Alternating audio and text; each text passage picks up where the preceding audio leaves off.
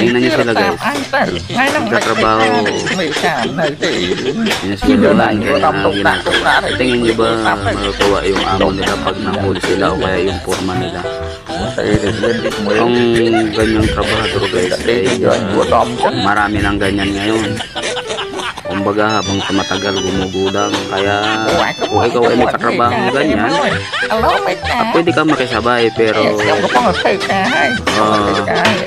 huwag mong hayaan mo lang sila para wala silang masabi sa'yo. At least kahit meron silang mga kalukuhan na ganyan, matutuklasan at matutuklasan din yan. Kaya kung sila ay kasama mo, siguradong hindi ka matutuwa. Tapos ikaw napakasipag, hindi na uso ngayon yun. Kailangan sumapatid at kumantay ka rin sa kanila para wala kayong silipan, di ba? Ganun nga naman yung guys, walang silipan, walang silipan, para walang gulo. Mahuhuli at mahuhuli din yan. Kita nyo.